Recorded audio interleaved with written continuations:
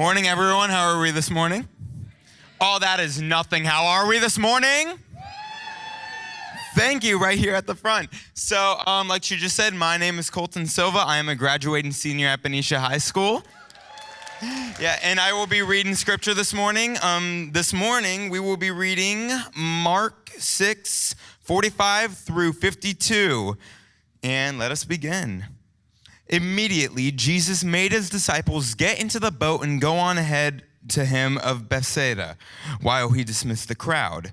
After leaving them, he went up on a mountainside to pray. Later that night, the boat was in the middle of the lake, and he was alone on land. He saw the disciples straining at the oars because the wind was against them. Shortly before dawn, he went out to them, walking on the lake. He was about to pass by them, but when they saw him walking on the lake, they thought he was a ghost. They cried out because they all saw him and they were terrified. Immediately he spoke to them and said, "Take courage, it is I. Don't be afraid." Then he climbed into the boat with them, and the wind died down.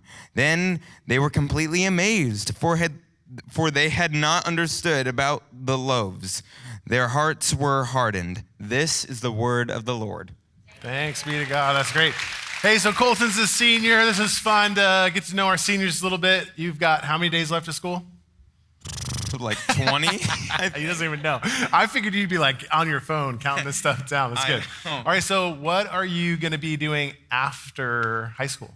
So I'm doing my first year at DVC, and then Great. I'm going to be majoring in theater arts, and I hope to become an actor, writer, and content creator. All right, remember, it happened here. Look into that right there. Give us, this is your shot right here. No. Well, congratulations. This is just a good opportunity for you guys to know what Colton's up to and to be praying for him and supporting him. And we're so thankful that you even just shared the word of the Lord with us and the value you bring to this community. So thanks, brother. Congratulations. Well done. Good morning. He's our official hype guy. That's going to be good. My name is Lawrence, one of the pastors here. We're going through Mark. We've only got a couple more weeks that we're going to do Mark until we take a pause over the summer. Some of you might be familiar with a couple summers ago, we did a series called Hope and Help. And it was a really powerful 12-week season for us. We're doing something kind of in the same vein. We feel like this is an important conversation to constantly just bring value to, the stigma, and frankly, the formation of who we're becoming. If you haven't picked up that, at least in 2026, it's really been focused, and Mark's been helping us focus on what we're becoming and who we're becoming. We've been learning this from Jesus, and we're going to pause, and we're going to do a series called Steps. John Ortberg, he's a friend of Northgate here. He wrote a really powerful book called Steps on this 12 steps of recovery, but it's not just that. This is some of the most powerful, formative things you can do is participate in these steps, whether you have some sort of mental health issues, anger issues, recovering from anything issues. If you've got religious issues, your issues, we all have issues. How about that? So we're going to go through some steps on how to deal with those issues. So this is a great opportunity for you to invite someone to participate in this that maybe is, a little freaked out of like, oh my gosh, you guys are Bible nerds. You're just talking about all of this scripture and this is so archaic. What do we do? Although I think that's really great, this is a great formative opportunity for someone to discover who we are and what we care about, where they literally can find some hope and some help. So we're kicking that off on the 31st of May. And then just an invitation to you. I know, maybe summers are flex and you're kind of coming, you're going, but some of you might be ahead of time to make some sort of commitment of just taking the steps, going through the steps with us. And we're going to finish that on August 16th. So there's that. It's coming up in just a couple weeks. Really excited to kick that off. We go verse by verse. We do teach the Bible here. We don't skip anything. And then we try to grab from this archaic book what's going on in the theological context, the cultural context, and learn what we can do with it here in our own context. And so kind of what's just happened in chapter 6 is the disciples, these are Jesus' little band of brothers, they got sent out 2 by 2 to do work. They were given authority and power for the first time, and they did that. They came back, and then Jesus offered a vacation, some rest. And so they went on a boat to a desolate place, And when they landed there, everyone figured out they were there. And so suddenly there was a lot of people. And we saw last week that Jesus had compassion on them and really echoed this Psalm 23 of a shepherd and taking care of these lost sheep and providing for their needs. And so we've went for vacation and we ended up working very hard. And at this point, where we pick this up, is the meal is over. The bread and fish have been distributed. 5,000 men, not even counting women and children, are full. And now what you have is the disciples holding 12 baskets of leftovers. Now, if you follow Jesus to get a highlight moment, this was it, right? This is what you're waiting for. This is where social media, they're like, we're going viral. Everyone should be celebrating right here, but watch what Jesus does next. And we get this word again right here. Immediately, he made his disciples get in the boat and go before him to the other side, to Bethesda, while he dismissed the crowd. So immediately, like this happens, and now suddenly we're getting immediately, like no debrief, no celebration, no great job team, or no like, let's go rest now and do the vacation part. Just get in the boat. And that word made right there is actually really important. This Greek word means to compel or to constrain or actually to force. So this isn't actually a polite suggestion. This wasn't just like a, hey, whenever you guys kind of wrap things up and get a chance, hop in the boat. Jesus is essentially saying, get in the boat now. And the disciples, who just watched bread multiply in their hands, obey. But why is there urgency? Well, it's because what looked like success was about to become a distraction. John's gospel actually fills in a detail that Mark leaves out. In John chapter 6, verse 15, he tells us that after feeding the crowd, they wanted to take Jesus by force and make him king. The miracle did what miracles do sometimes. It created misplaced expectations. The crowd saw provision and immediately projected a political agenda onto it. They weren't wrong to want a king here. They were wrong about what kind of king they needed. And this is the tension Jesus constantly lives in during his ministry. He's doing things that only God does, and people keep trying to fit him into categories that they already have. A political revolutionary, a social reformer, a miracle machine, a celebrity rabbi. And every time someone tries to put Jesus in a manageable box, he refuses. And so he sends his disciples ahead and dismisses the crowd and does something the disciples desperately need to see, even though they will not understand it until much later. He goes to pray. After he had taken leave of them, he went up on a mountain to pray. Now, this is really important. It's not a throwaway detail. Mark doesn't waste ink. We've been learning that a lot. He specifically tells us that after the most significant miracle since the Exodus, after feeding thousands with essentially nothing, after the crowd tries to seize him and install him as their king, Jesus went up onto a mountain alone to talk to his Father. I mean, think about that. Think about what that says about Jesus. That he had just done something extraordinary, and his response was not to leverage the moment. He didn't call a press conference. He didn't try to build on this momentum. He actually withdrew, and then he prayed. Here's what that moment shows us. Jesus understood something many of us are still learning. The higher the output, the deeper the need for communion with the Father. He didn't pray because he was weak. He prayed because the work he was doing flowed from this relationship with the Father, not the other way around. In the cultural and theological world of first century Judaism here, mountains were very significant. They were places of divine encounters. Moses received the law on Sinai. Elijah heard this still small voice, Mount Horeb. The mountain was this place between heaven and earth, and Jesus, fully human and fully divine, ascends to pray. Not to be heard by the crowd, not to be seen by his disciples, just to be with his Father. And that is countercultural in every area, but I think especially in ours. This generation is being told that your worth is measured by your output, your platform, your metrics, your hustle. And Jesus, after a miracle that would have broken the internet, withdraws from the crowd and goes to pray alone. That is a way of life, not just a religious habit. It says in verse 47, and when evening came, the boat was on the sea and he was alone on the land. So now what you have happening here is two scenes happening simultaneously. Jesus on a mountain in communion with the Father, and then you have the disciples in the middle of the sea trying to get to Bethesda. And then Mark gives us the verse that changes everything. And he saw that they were making headway painfully, for the wind was against them. So just read that again. I mean, like, with just some logic here. He saw them from a mountain in the dark while they were in the middle of the sea. He saw them, right?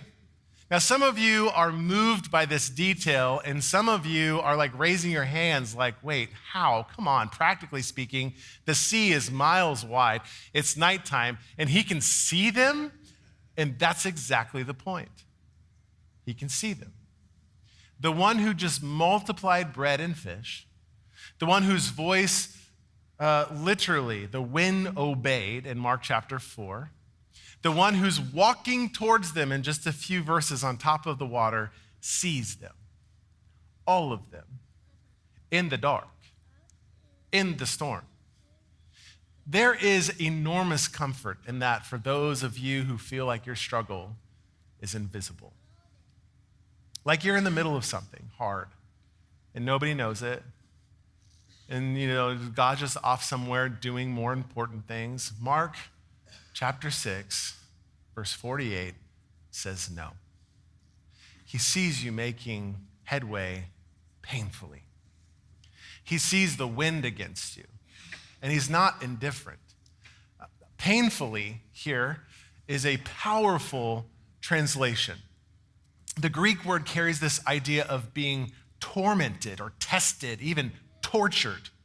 These are experienced fishermen on familiar water. They are now being tormented by the wind. This is not some mild inconvenience.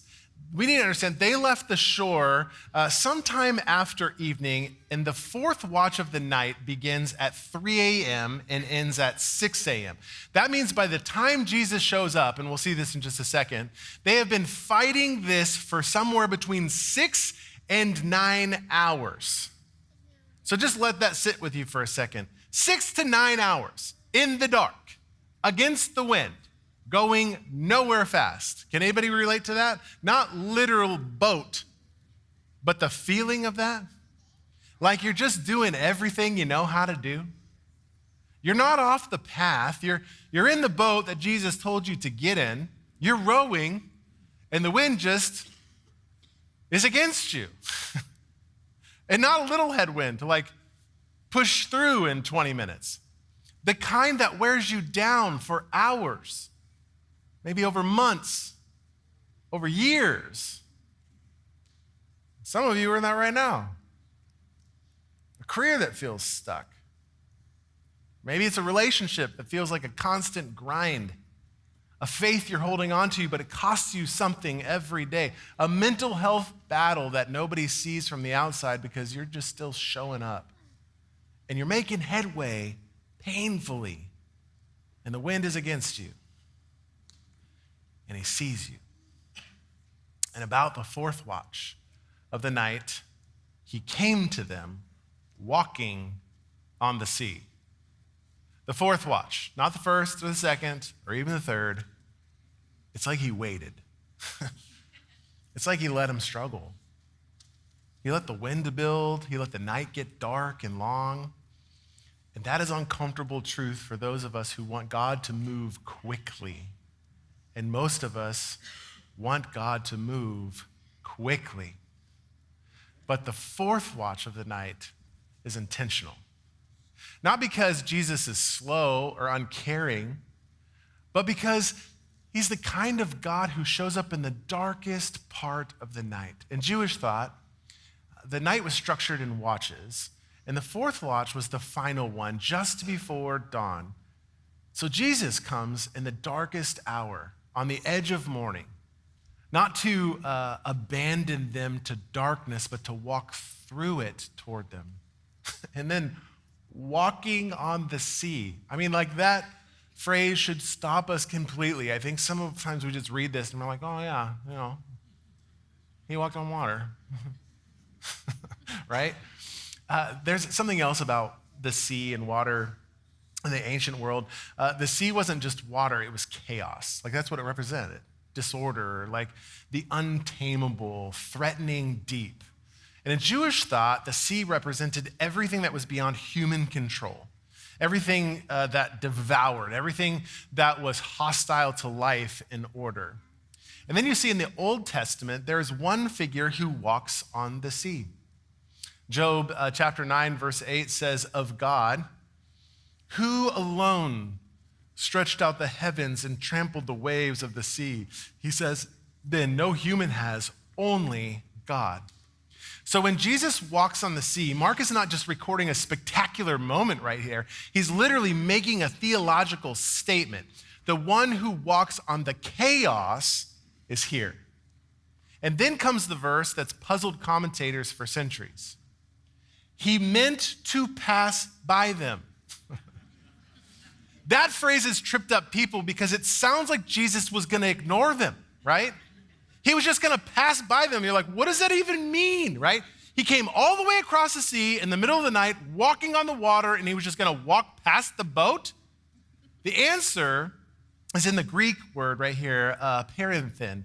It's more importantly is where it would appear in the Old Testament. If you look in the Old Testament where this shows up, it shows up in Exodus chapter 33, 19. God tells Moses, I will make all my goodness pass before you. In Exodus 34, 6, it says, the Lord passed before him and proclaimed, the Lord, a God merciful and gracious. In 1 Kings chapter 19, 11, it says, go out and stand on the mount before the Lord, and behold, the Lord will pass by. This is Elijah who hears this. Every time this language appears in the Hebrew scriptures, it's describing this theophany, this divine disclosure. God passing by is not God ignoring. It's literally God revealing himself. And so Jesus walking on water and meaning to pass them by is Mark's way of saying, this is a God moment.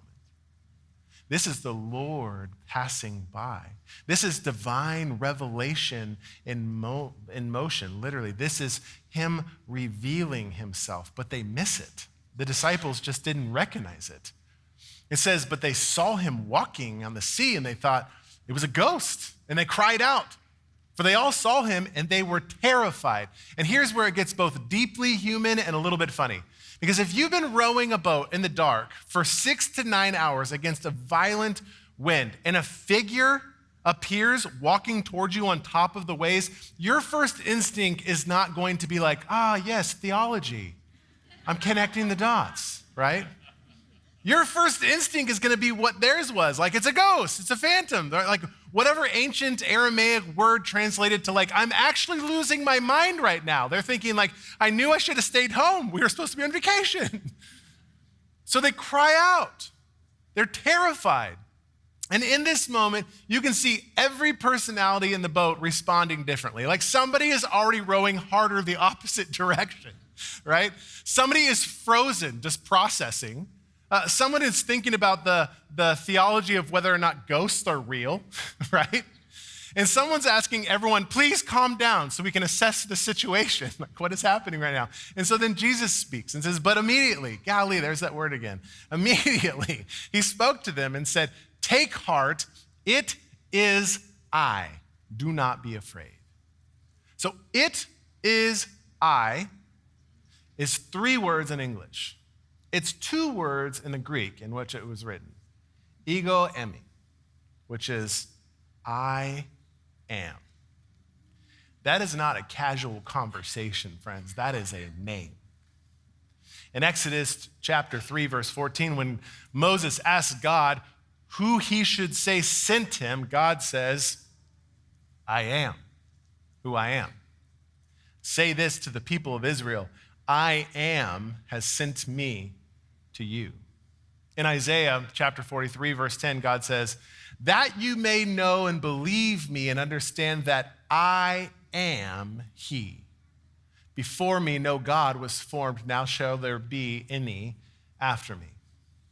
We see in John's gospel, Jesus uses ego eimi repeatedly in unmistakable divine self-identification. He says, I am the bread of life. I am the light of the world. I am the good shepherd. Before Abraham was, I am. Take heart. It is I. Do not be afraid. This is not a rabbi reassuring some nervous students. This is the great I am stepping into the chaos that they are drowning in and announcing himself. You don't have to be afraid when the one who is sovereign over the chaos is walking towards you. For those of you who run toward challenges and need a sense of control, here is something to anchor yourself to. The one who speaks into your situation is the Lord over all things. He is not improvising. He's not reacting. He is the I am walking toward your boat. For those of you who need relational connection, notice that Jesus didn't wait on the shore. He came to them. Across the water, in the dark, at 3 a.m., he came. For those who need steadiness and loyalty, his arrival is not conditional on their performance. They panicked, they cried out, they thought he was a ghost, and he still came. For those of you who are analytical and need to understand something before you can trust, friends, I think the evidence is overwhelming. The feeding of the 5,000, plus the walking on water, plus the storm in Mark 4, plus this moment, the data is pointing in one direction, that he is who he says he is. And then he got in the boat with him, and the wind ceased. He gets in, that's the move. He doesn't demand that they come to him. He gets in with them. He enters their situation, and the wind stops, not gradually, immediately. Because when Jesus enters the storm has to yield. And that is not just a nautical miracle. That's a pattern we've been seeing. Jesus constantly enters a situation rather than demanding that we clean it up first before he shows up. He entered human history through a manger. He entered death through a cross. He enters our chaos by choice. And when he is present, friends, things change. And then it says that they were utterly astounded. That word in Greek carries this idea of being like beside yourself, knocked completely out of your normal, like frame of reference, not just surprised, not just impressed, but literally like undone. And then Mark lands one of the most haunting lines in the entire gospel. For they did not understand about the loaves, but their hearts were hardened. This is the sentence that connects everything. Mark tells us they should have understood. The feeding of the 5,000 wasn't just a compassion miracle. It was a revelation. It was Jesus showing them who he was. It was bread that multiplied in their hands, 12 baskets left over, 1,000 satisfied, and they still didn't make the connection. Now he's walking on water. Now he's getting in the boat and the wind stops, and they're astounded because their hearts were hardened. The word for hardened here is poro, which is the same word used of people whose spiritual perception is dulled, whose ability to receive revelation has been calloused. And this isn't cruel judgment right here. This is literally a diagnostic. Mark is saying there's something happening inside of the disciples right now that is limiting their capacity to understand what they're actually seeing. And here's where this gets uncomfortable and worth sitting in. They were with Jesus. They were in obedience. They were following his instructions. They had just been actually a part of a miracle, and their hearts were still hard enough that they couldn't connect the dots. which means proximity to Jesus and participation in ministry doesn't automatically produce a soft heart. It's a choice. It's cultivated through attention, through prayer, through humility, through allowing what you experience with Jesus to actually shape your understanding of who he is. I mean, you can be at church every Sunday. You can serve on a team. You can know the language. You can show up for events. And you can take notes during this message and still have a heart that is not fully open to who Jesus is and what he's actually doing. And the disciples had a category problem. They understood Jesus as a rabbi, as a healer, as a miracle worker, but they had not yet made the leap to Lord over chaos, Lord over nature, Lord over death. And because their category for Jesus was too small, every new revelation left them more confused instead of more grounded. And that's an invitation for all of us. What's your category for Jesus? Is he just a moral example? A self-help framework? A cosmic therapist? A good teacher whose sayings are inspirational? Throw it on a coffee mug or a t-shirt? Or is he the I am, walking on the water towards your boat at 3 a.m.? Because the category matters. The category determines whether the storm terrifies you or whether the storm becomes the context in which you recognize him more clearly. Now, some of you have noticed, Mark does something subtle here. He leaves Peter out. Like no walking on water moment. I mean, that's like the infamous story you guys all know. You're like, why? Well, friends, it's because Peter's not trying to be impressive. Remember, Mark is recounting everything from Peter. Peter is trying to be clear. He wants you to see Jesus. That's maturity. When your story becomes less about what you did and more about who he is, come on. Whereas in Matthew, we see that he is added in the story about Peter walking on the water. See, Peter is trying to make everything in this gospel point to the person of Jesus and who he is. Whereas Matthew does, but he wants the audience to literally connect. What does it look like to follow him and put yourself in the story, to have those feels? So here is the through line of Mark chapter 6, verse 30 through 52. So this is a bigger chunk, the passage that we've just been walking through over 2 weeks. Rest and replenishment, compassion over strategic thinking, bread multiplied in insufficient hands, a crowd trying to force a king, a mountain and a prayer, a boat full of exhausted disciples in the dark, and a God walking on chaotic waters, and an ancient name being spoken into that fear. The wind yielding to presence, and hardened hearts missing the miracle. Mark's doing something in this chapter. He's building a portrait of Jesus that the disciples are struggling to hold. I mean, every time that they think they have categorized him, he does something that breaks the category, and that is not failure. That's an invitation to let Jesus be larger than your framework for him. For those of you figuring out what you actually believe about Jesus, not what your parents believed or your church culture assumed, this is the passage that matters. Because the disciples were in the same process. They had left everything to follow him. And they are not just these casual observers. They're still in the middle of figuring out who he actually was. And he was patient with them. He didn't disqualify them for being terrified. He didn't rebuke them for missing the connection between the loaves and the walking on the water. He got in the boat. He spoke to their fear before he addressed their theology and said, "Take heart, it is I. Do not be afraid." And that sequence matters. Courage first, identity second, fear released third. See, he leads with an invitation, not condemnation. He leads with presence, not instruction.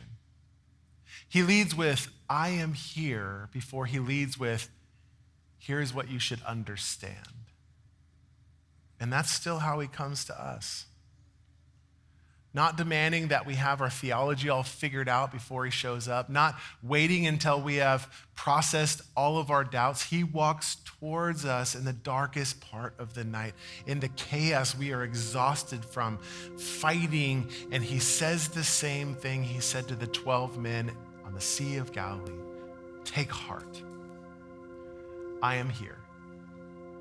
You don't have to be afraid. The wind will yield. The boat will still.